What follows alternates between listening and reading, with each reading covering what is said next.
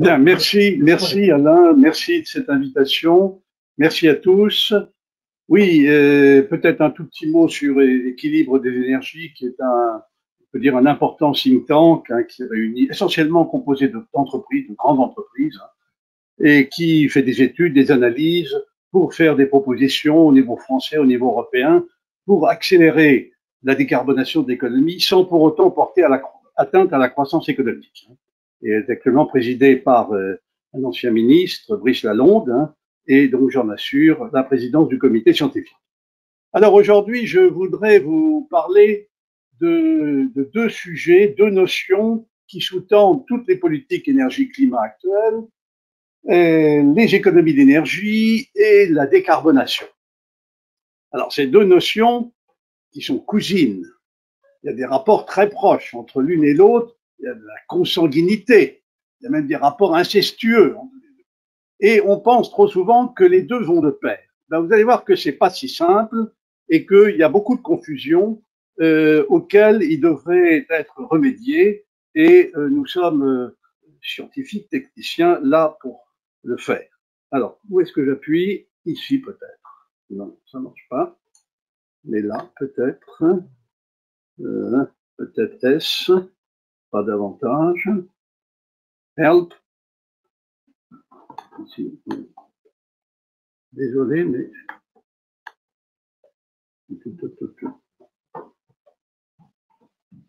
Voyons, je ne suis pas habitué avec cette mécanique. C'est ici. Très bien. Suivant. Alors, d'abord, un mot sur les économies d'énergie. Ça, c'est l'économie d'énergie, c'est la spécialité française. La notion est apparue avec force en 1973, donc il y a près de 50 ans. Premier choc pétrolier. Dans la nuit, le prix du pétrole est multiplié par 10. Vous vous rendez compte, il passe de 2,3 à 10 $ le baril. Aujourd'hui, il est à 120. Deuxième choc pétrolier en 1981. Et le prix du baril passe alors de 13 à 40. Et à chaque choc pétrolier, la réaction première des pays consommateurs a été de dire il faut faire des économies d'énergie. En France, on a créé, dès 1974, l'Agence pour les économies d'énergie, qui a évolué depuis, qui est aujourd'hui ce qu'on appelle l'ADEME. Alors, depuis 50 ans, nous vivons dans la religion des économies d'énergie. On dit qu'il faut faire des économies d'énergie, que c'est la voie du progrès, etc. On se demande pourquoi il y a encore des économies d'énergie à faire au bout de 50 ans. Bon. Et évidemment, l'actualité avec la guerre d'Ukraine en renforce tout à fait la nécessité. D'un autre côté, en 1988, date de création du GIEC, à la suite d'un G7, le problème de la neutralité climatique, du changement climatique, a pris un relief tout particulier. Et on a vu se succéder les conférences internationales, les COP, etc.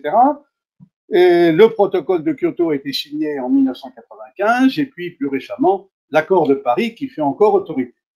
Cet accord de Paris qui fixe comme objectif impératif de ne pas laisser la dérive climatique, le réchauffement climatique dépasser 2 degrés par rapport à la situation du monde pré-industriel, et si possible, de préférence, se limiter à 1,5 degré. Et donc, pour ça, il faut se limiter, mais il faut aussi arriver à un monde climatiquement neutre au plus tard à la fin de ce siècle. Et l'Europe, toujours bon élève, a décidé que ce serait avant 2050. Alors, le GIEC a fait beaucoup de rapports, vous savez, mais le dernier rapport est assez intéressant quant à l'approche méthodologique, puisqu'il dit qu'il faut émettre moins, mais surtout, il traite le problème en termes de quantité de gaz à effet de serre qu'il reste possible d'émettre avant que l'on ne dépasse le plafond. Donc, deux notions qui ont en commun le fait que c'est deux notions d'épuisement de ressources. L'énergie, bon, il y a un problème politique, c'est clair, sur l'accès à l'énergie, on le voit avec la crise ukrainienne, ça, il ne faut pas l'oublier. Mais sur le fond des choses, le problème de l'énergie, c'est un problème de rareté de la ressource, c'est un problème d'épuisement progressif des ressources, dont on dit depuis qu'il y a du pétrole, depuis 1900, on dit qu'il y a 30 ans d'années de réserve. Mais c'est 30 ans revolving. Et comme disait le cheikh Yamani, le ministre du pétrole d'Arabie Saoudite, l'âge de pierre ne s'est pas terminé faute de pierre. Et de même, en fait, on voit que du pétrole, du gaz, etc., et encore plus du charbon, il y en a toujours pour plusieurs décennies, puisque on refait des recherches, on met en valeur des nouveaux gisements, etc. Alors, si on regarde la section climatique, c'est également un problème d'épuisement de ressources, mais pas tout à fait de la même nature. C'est l'épuisement de la ressource qui est la capacité de notre Terre, de l'atmosphère, à absorber une certaine quantité de gaz à effet de serre. Bien, on sait que, par exemple, le CO2, grosso modo, moi je ne suis pas un spécialiste des questions climatiques, mais dans le CO2 qui est rejeté dans l'atmosphère, il y en a la moitié qui est récupérée, non sans dommage d'ailleurs, par les océans et par la biomasse, par la forêt, etc. Et il y en a à peu près, grosso modo, la moitié qui reste dans l'atmosphère. Pour combien de temps, on ne sait pas trop, peut-être des milliers d'années. Hein.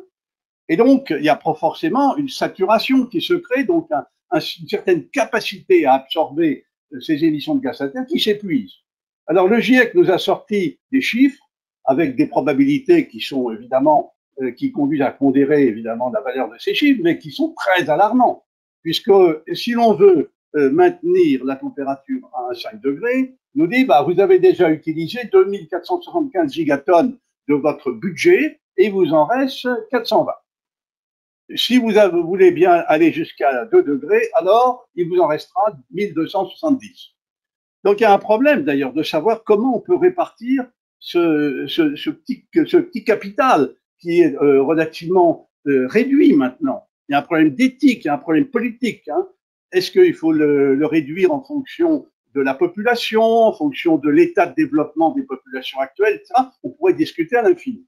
Ce qui est clair, c'est que dans le cas de la France, si on répartissait ce budget résiduel au prorata des populations, on aurait dans le premier cas 10 années d'émission, rien du tout, hein, et dans le deuxième cas, une trentaine d'années. Donc on voit qu'on a une contrainte d'épuisement de la ressource assimilation par l'atmosphère des rejets qui est beaucoup plus forte que la contrainte d'épuisement des ressources en énergie sur la planète. Mais néanmoins, peut-être un peu par hystérésis, là, bien que la contrainte climatique normalement doivent être considérées comme l'objectif primordial, dans les politiques publiques, c'est toujours la notion d'économie d'énergie qui est prédominante. Et en particulier dans les politiques européennes où on vous dit energy efficiency first, on vous dit qu'il faut limiter les consommations d'énergie. Et je vais y revenir parce que c'est très important. Le changement de forme d'énergie n'est pas considéré comme l'objectif premier. Alors, c'est très bien, mais ça pose plusieurs questions.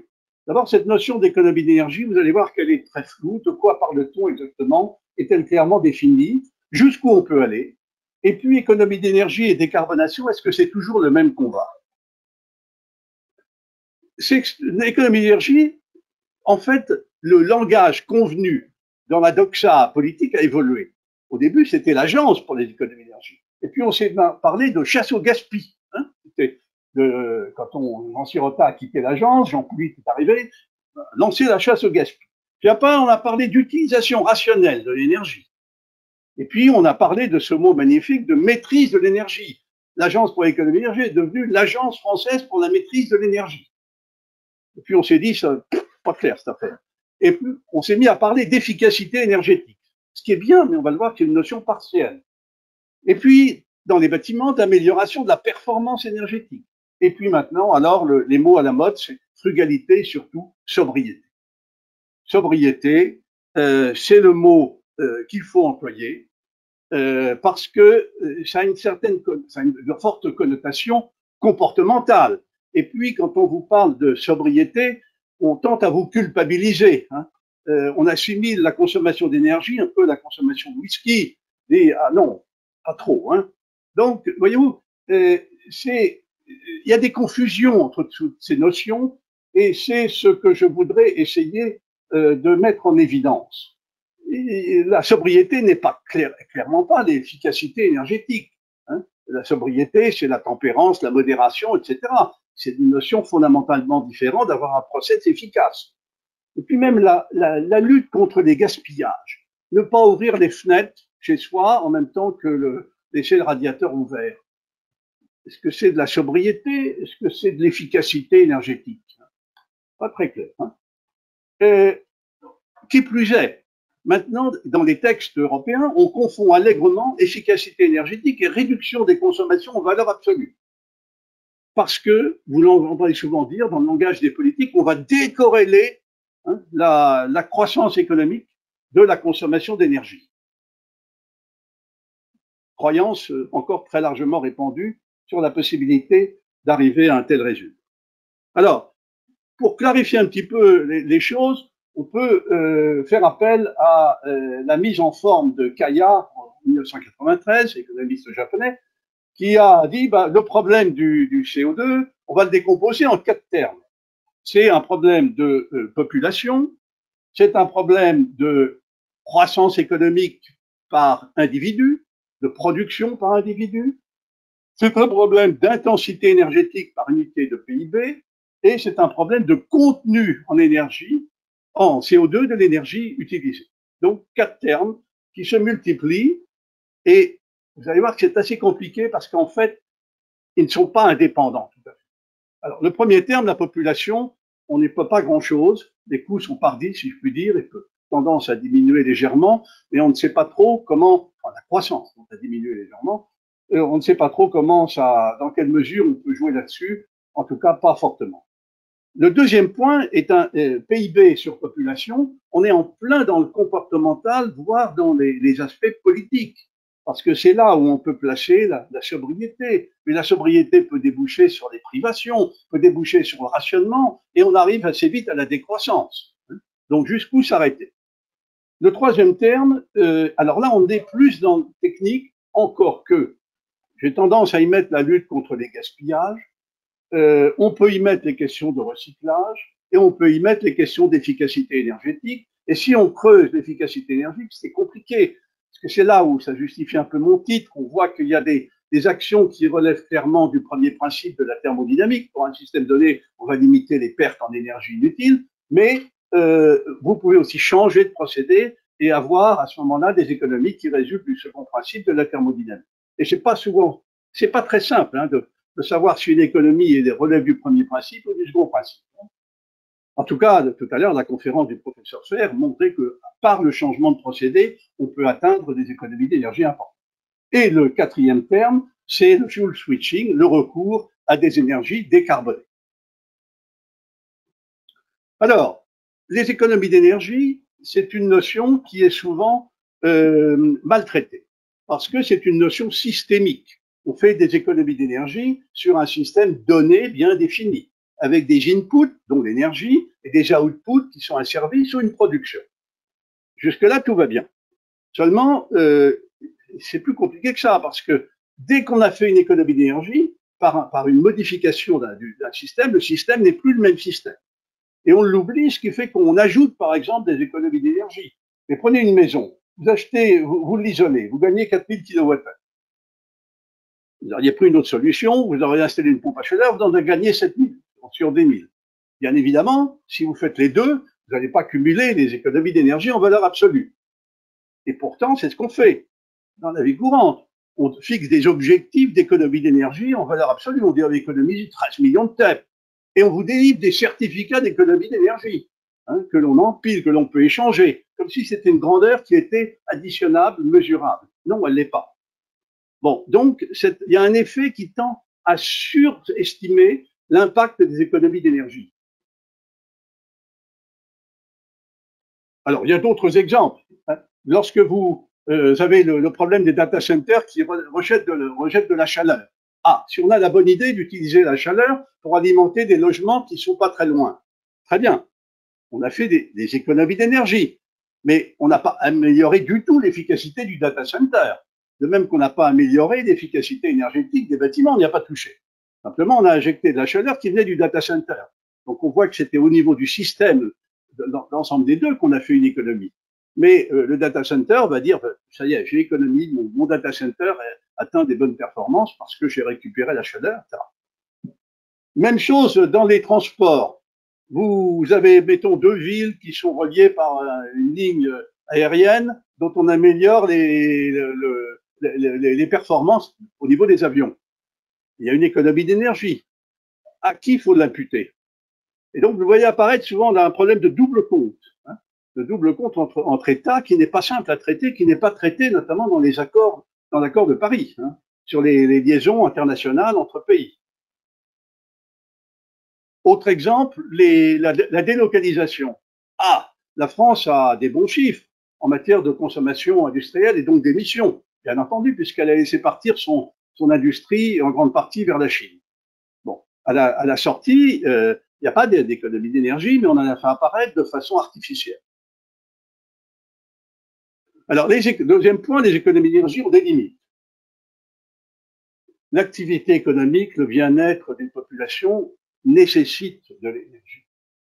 Bien sûr, il y a des phénomènes transitoires. Lorsqu'il y a du progrès technique, lorsqu'il y a des événements graves, comme il y en a dans les différentes crises, en 2008, aujourd'hui, avec la Covid, aujourd'hui avec l'Ukraine, il y a des phénomènes de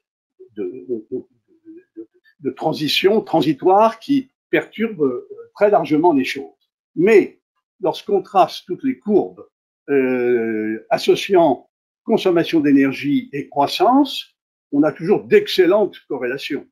Voici au niveau mondial la dernière courbe que j'ai tracée sur je crois, les 20 dernières années. Excellente corrélation. Alors, il y a un problème qui est un peu inquiétant, c'est que la notion d'élasticité, c'est-à-dire que l'élasticité, c'est-à-dire le rapport, quand la croissance croît de 1%, de combien croît la consommation d'énergie? Dans les années 80 et avant, on était aux alentours de 0,65, hein, c'est-à-dire un gain de 0,35 chaque année.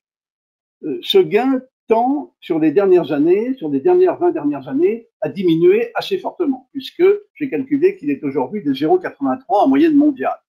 Pourquoi? C'est compliqué. Il peut y avoir plusieurs effets.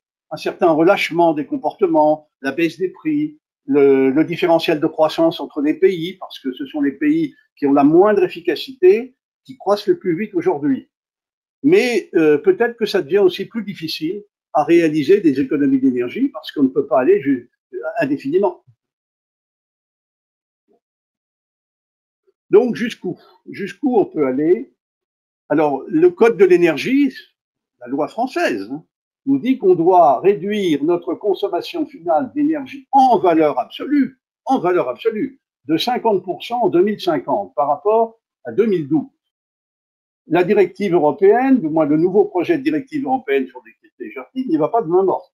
Il dit vous allez réduire les consommations d'énergie en valeur absolue de 1,5% par an, sans limite.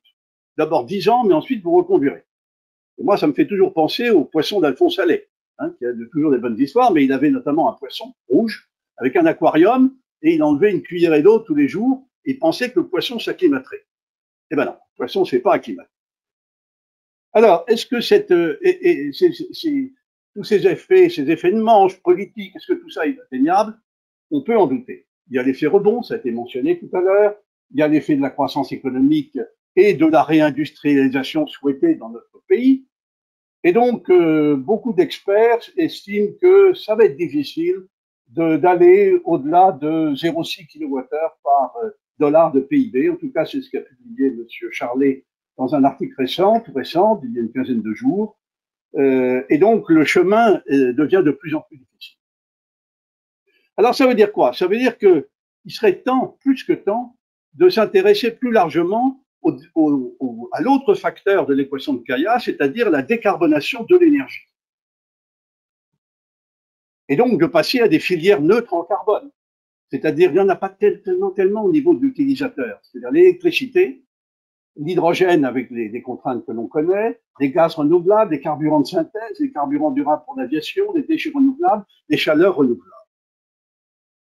Alors où en est-on au niveau mondial? Ce graphe est intéressant parce qu'il vous montre pour le monde entier comment ont évolué les émissions de gaz à effet de serre rapportées, décomposées selon les 4 termes de l'équation de Kaya.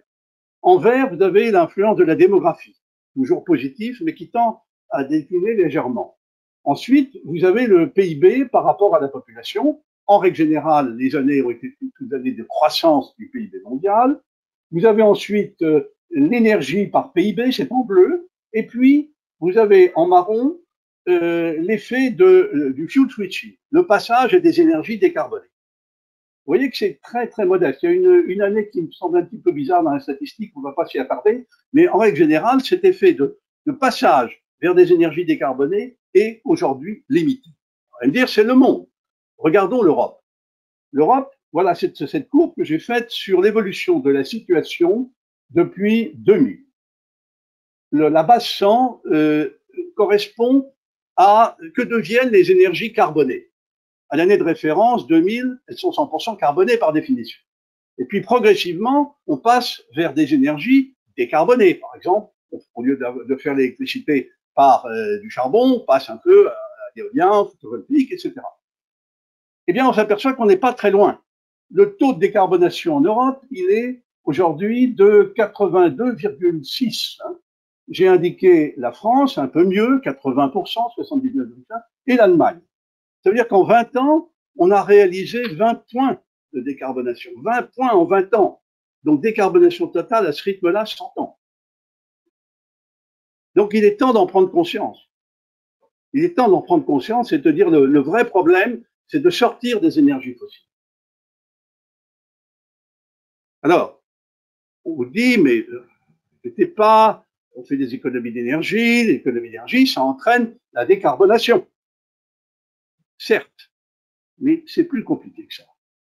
C'est plus compliqué que ça parce qu'il y a des effets qu'on n'a pas très bien vus au départ. D'abord, un problème très important auquel il devrait être remédié, c'est l'effet sur la façon de décompter les économies d'énergie. Mais ensuite, on va voir que la décarbonation peut entraîner des consommations d'énergie additionnelles. Premier problème, qui est un vrai scandale, ça dure depuis 40 ans, c'est comment on comptabilise les économies d'énergie. On comptabilise les économies d'énergie comme on le faisait encore, moi, quand j'étais débuté dans ma carrière, en 72, 74, il y avait des énergies fossiles, on disait, ben, le gaz, le gaz, le pétrole, le charbon, tout ça, c'est à peu près la même chose, et on faisait des calculs en énergie primaire. Eh ben, on a continué à le faire, et on fait des bilans, des règlements, des lois, qui sont rédigés en énergie primaire, dans lesquels l'électricité d'origine nucléaire est affectée d'un coefficient 3, tandis que l'électricité d'origine renouvelable est affectée d'un coefficient 1. On se fiche éperdument du fait qu'on pourrait améliorer le rendement des panneaux photovoltaïques. Vous n'avez aujourd'hui aucune réglementation qui prend en compte le rendement des panneaux photovoltaïques. Alors que, ce qui fait qu'on reste avec des rendements de 16, 17, 18%, comme on avait il y a 30 ans. Tout ça, aucune incitation réglementaire. Par contre, s'agissant de l'électricité nucléaire, dans les statistiques, coefficient 3. Donc, par conséquent, si vous voulez faire des économies d'énergie, faites des économies d'énergie sur l'énergie nucléaire, ce sera plus payant. Bon. Au final, tout ça a eu un effet catastrophique, a entraîné le fait que la migration vers l'électricité, indispensable pour la décarbonation, ne s'est pas faite.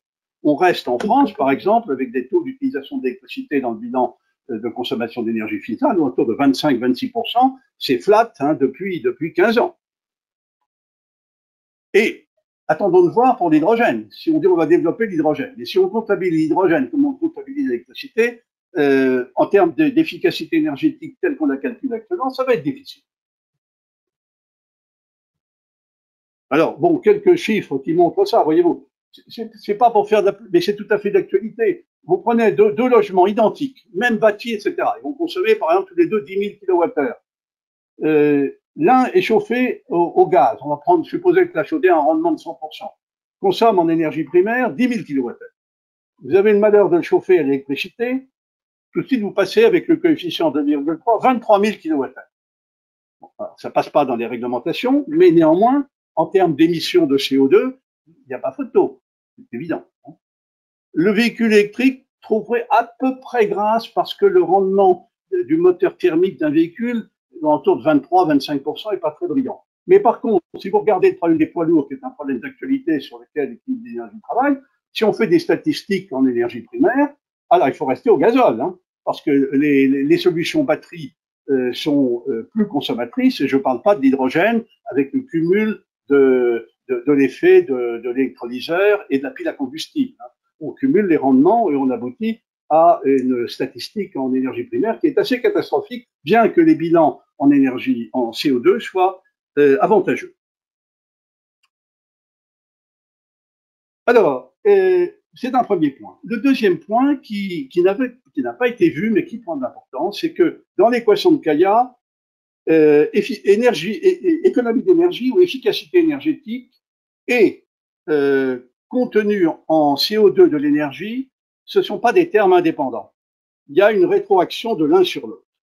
Elle peut être marginale quand vous avez des effets, par exemple, qui tiennent au fait qu'il n'y a pas qu'un seul gaz à effet de serre, et donc on peut réduire une émission et en développer une autre. Par exemple, le développement du biogaz peut entraîner des émissions accrues de méthane dans l'atmosphère. Le développement des pompes à chaleur, de la même façon, ça peut entraîner des émissions de fluides frigorigènes du type HFC. Les pots catalytiques réduisent les émissions d'oxyde d'azote, mais diminuent le rendement des moteurs. L'augmentation de la température de sortie dans les réacteurs de l'aviation améliore leur rendement, mais génère des oxydes d'azote. Donc, il y a un certain nombre de phénomènes qui sont marginaux, mais qu'il faut quand même avoir en tête. Mais il y a des problèmes plus graves. Là, maintenant, on ne parle plus, comme c'était le cas il y a 10 ans, il y a 15 ans, de diminution de la décarbonation de 20%. Vous vous souvenez de la règle des 3 x 20 hein, c'était le président Sarkozy qui avait donc lancé cette idée. On diminue de 20% les émissions, de 20% les consommations d'énergie, et on fait croître les ENR de 20%. Là, on était à la marge. On était dans un phénomène marginal, et donc avec une certaine linéarité des choses. Maintenant, on est dire, mais non, on va faire de la décarbonation totale. Donc, on sort complètement de l'effet marginal, on entre dans le cœur du sujet, et ceci conduit à développer de nouveaux procédés. La décarbonation est en soi un procédé industriel. Qu'il s'agisse de la production d'électricité, qu'il s'agisse de la production d'hydrogène, qu'il s'agisse de la récupération du captage et du stockage du CO2, dont on va parler, qu'il s'agisse de la décarbonation du secteur aérien avec la fabrication de carburants de substitution, ce sont des procédés industriels qui sont consommateurs d'énergie, mais qui aussi demandent des équipements. Ils demandent des équipements, il faut de la tuyauterie, il faut des électrolyseurs, il faut des piles à combustible, etc. Et sauf à continuer à faire fabriquer ces équipements en Chine pour se voiler la face, la fabrication de ces équipements va demander de l'énergie. Quelques exemples chiffrés sur les émissions de CO2 qui sont tirés du rapport excellent de l'ISAE Supaéro, le référentiel aviation, qui imagine qu'on puisse tout d'un coup de baguette magique, se débarrasser du kérosène et le remplacer par trois techniques. L'hydrogène, les carburants de substitution avec la filière la plus simple qu'on appelle l'EFA, à partir notamment d'huile de palme, et la filière plus évoluée, dite de seconde génération, à partir de déchets forestiers et de procédés fission-propres. On voit que le résultat est une décarbonation, c'est bien, mais il faut admettre de consommer beaucoup plus d'énergie. Alors, on va maintenant jusqu'à envisager la récupération directe du CO2 dans l'atmosphère. Inconcevable il y a encore 5 ans, 10 ans. Il y a des sociétés qui font ça. La communauté européenne en parle. Le rapport BP qui vient de sortir sur l'Outlook de 2050 consacre une page entière à ces techniques. Il y a une expérimentation en Finlande. Il y a un pilote, c'est modeste. Mais ce pilote a l'avantage de montrer, un, que c'est possible, et deux, combien ça demande d'énergie. Ben, ça demande d'énergie, beaucoup d'énergie. C'est-à-dire que si on voulait, après les données sont extrêmement fragiles, hein, mais si on voulait retirer à peu près 10 milliards de tonnes de CO2 par an de l'atmosphère, qui est à peu près le co-volume auquel on pense pouvoir parvenir après avoir fait tous les efforts pour passer de 50 à 10, hein, eh bien, il faut dépenser plus de 20 000 TWh d'électricité, c'est-à-dire pas loin de tout ce que la planète consomme aujourd'hui en matière d'électricité. Donc, on est dans une logique tout à fait différente. Alors, pour terminer, puisqu'on me rappelle à l'ordre, je voudrais simplement commenter sur ce petit diagramme la politique énergétique française. Ce diagramme, c'est un diagramme consommation d'énergie en abscisse, émission de GES en ordonnée. Et on part d'un point 2012, qui est le point de référence 100% sur les deux axes. Et on vous dit, on va suivre cette trajectoire qui fait décroître à la fois les consommations d'énergie et qui fait décroître également les émissions de GES. Alors, bien entendu, si on faisait que de l'économie d'énergie, on resterait sur la diagonale. Et là, on fait plus, très bien, on fait plus parce que on va ajouter aux économies d'énergie un petit effet de décarbonation. Très bien. Alors, en 2019, on n'est plus déjà tout à fait sur la trajectoire. Mais on n'est pas très loin puisque les chiffres sont sortis en 2017. Hein. Mais on s'écarte déjà. Mais est-ce qu'on va, comment les choses vont-elles évoluer? Nous, notre avis, c'est que on ne tient pas compte du fait que, ça va être plus compliqué que ce qu'on dit à réaliser des économies d'énergie. Donc, les petites flèches en bleu vont être plus courtes que ce qu'on dit. 2, il faut faire du fuel switching, évoluer vers des fuels décarbonés, mais qu'à ce moment-là, il faut admettre que ça va entraîner des consommations d'énergie additionnelles. Donc, il y a une sorte de point H, là, où la courbe risque de s'inverser complètement. Et une interrogation qu'on peut avoir, on peut se demander, je n'ai pas la réponse, c'est un sujet de réflexion, est-ce que la décarbonation totale peut se faire sans une consommation d'énergie infinie?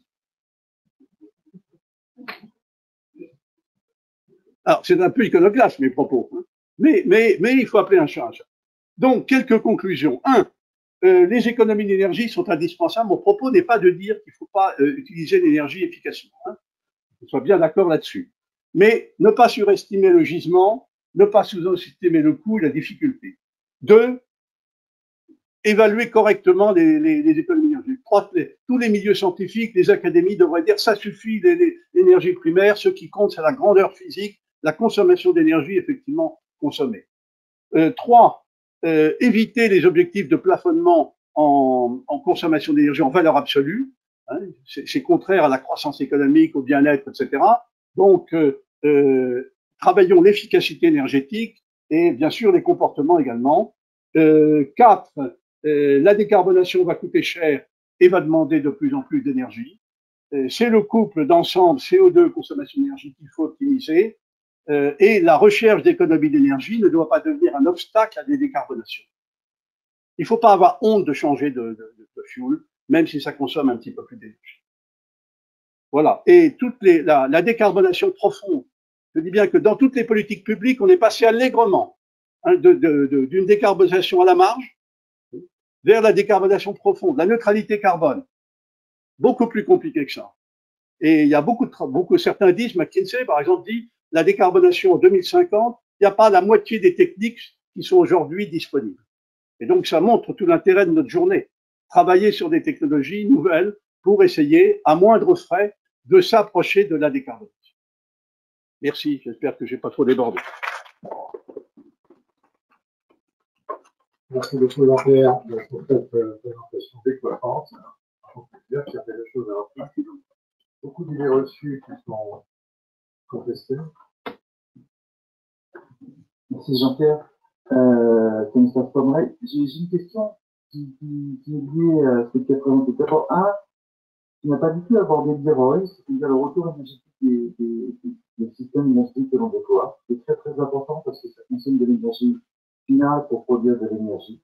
Et c'est très important dans la société parce que si on baisse le retour énergétique dans la société, on va passer beaucoup de temps à faire de l'énergie, pour de l'énergie, et on va plus pouvoir faire de l'énergie pour retrouver des politiques publiques. Le deuxième point, c'est dans la décomposition nucléaire. Moi, j'aime pas du tout le fait qu'on parle de PIB, toujours de PIB. Je pense que c'est plus intéressant de parler d'IDH. Oui, alors, bon, le premier point, je suis d'accord. Sur le deuxième point, l'IDH, moi, j'ai fait des travaux sur l'IDH. Bien sûr, c'est toujours l'objection qu'on dit, mais mon pauvre monsieur, votre notion de PIB, c'est complètement dépassé. Maintenant, il faut passer à des valeurs de culture, de santé, d'éducation, etc. Le problème, c'est que tout est lié, comme disait le pape dans son encyclique. Hein. Quand on fait des corrélations entre les 4 indicateurs de l'IDH, ils sont tous corrélés. C'est ça le problème. Alors, moi, je veux bien qu'on prenne un autre indicateur, mais finalement, le résultat sera le même. La santé est liée au PIB, l'éducation également.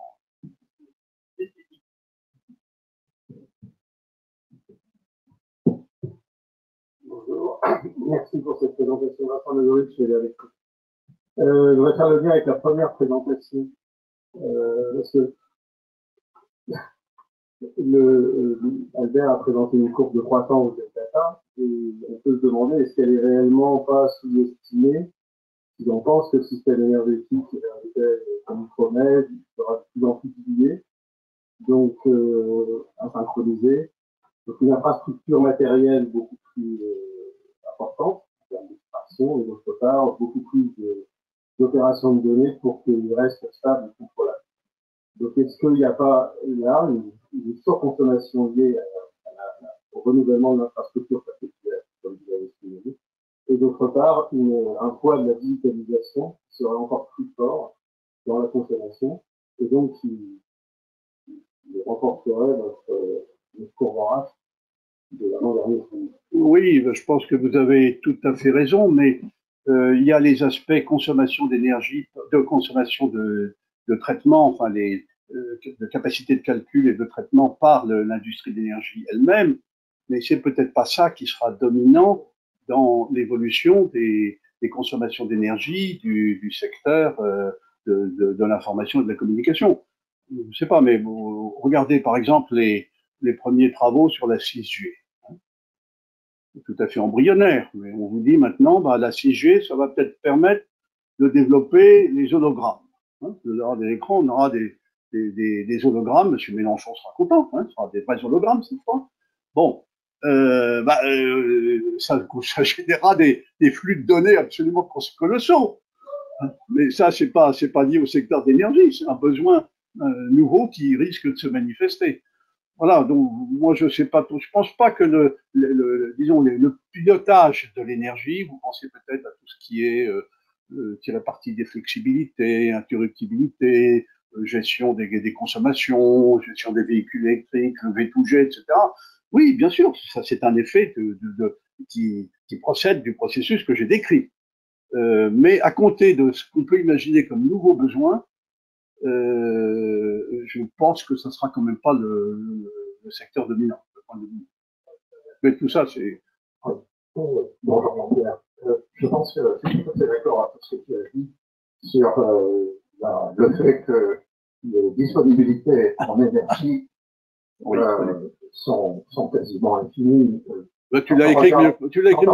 Henri Prévost a écrit un bouquin qui a fait un best-seller il y a 12 ans maintenant, qui s'appelait 15 ans. Trop de pétrole. Hein. Trop de pétrole. À l'époque, ça faisait rigoler. Bon. Et mon premier truc, c'est qu'effectivement, on ne va pas manquer d'énergie. Le soleil, vous savez, on est tourné, d'ailleurs, sur la Terre, une quantité d'énergie qu'on sort en un an. Bon, mais par contre, je pense qu'on pourrait rajouter que ce qui va nous embêter, c'est la disponibilité en matériaux. Mais là, ça pourrait compliquer quand même ce que l'on dit. Hein. Alors, on peut répondre que pour avoir des matériaux, il faut de l'énergie. Je rejoins bien ce que tu dis. Peut-être qu'un jour, pour se passer complètement le CO2, il faudra suffisamment de panneaux photovoltaïques, nous transformons des matériaux et pour ça, on va chercher des minéraux qui sont dans la teneur de plus en plus faible, donc nous aurons de plus en plus d'énergie, plus plus profond, etc. Donc, mais je crois qu'il faudrait introduire les matériaux.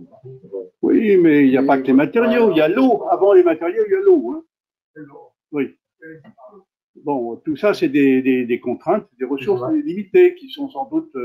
Alors, le matériau, je ne sais pas trop, on est au début on est en train de découvrir qu'il peut y avoir des problèmes de matériaux.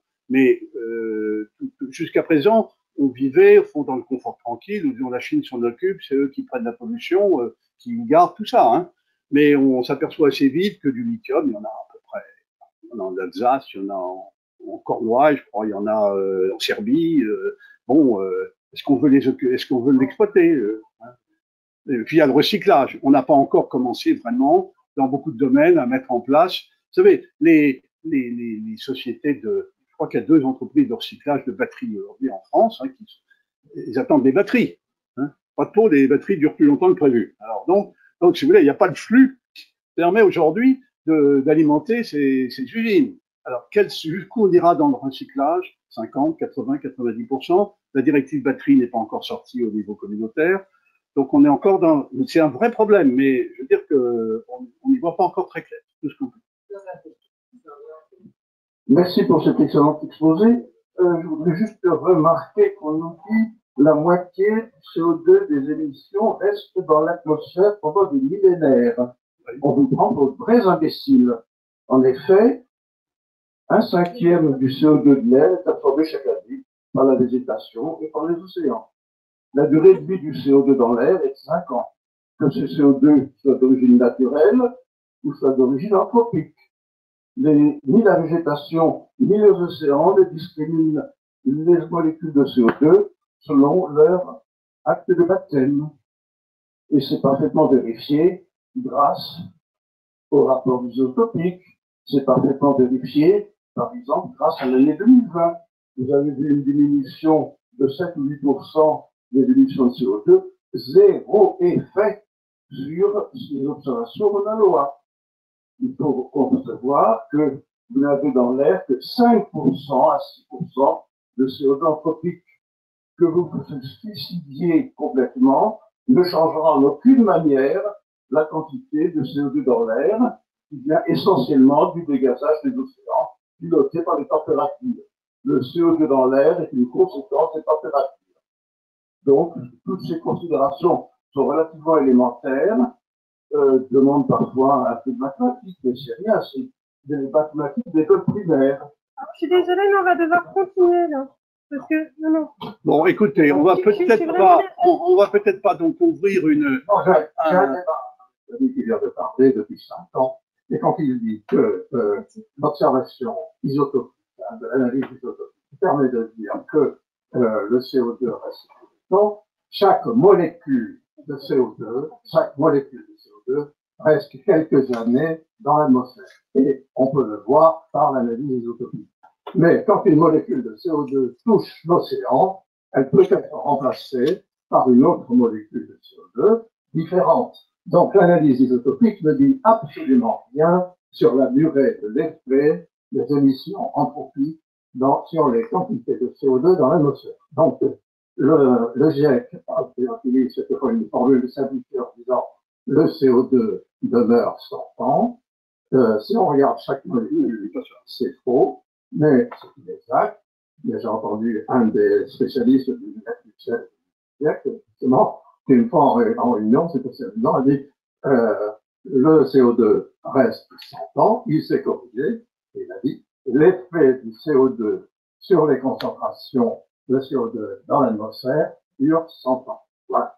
Et s'appuyer sur l'analyse isotopique en ignorant ce qui se passe à la surface des océans et le transfert molécule par molécule dans la couche Armstrong de quelques Armstrong, c'est une grosse erreur que je signale à celui qui vient de parler, il y a 5 ans, mais il n'en dément pas. Bon. Est-ce que la question qui avait soit le suscite des débats. On va peut-être on fait ça au colloque de l'an prochain. S'il vous plaît.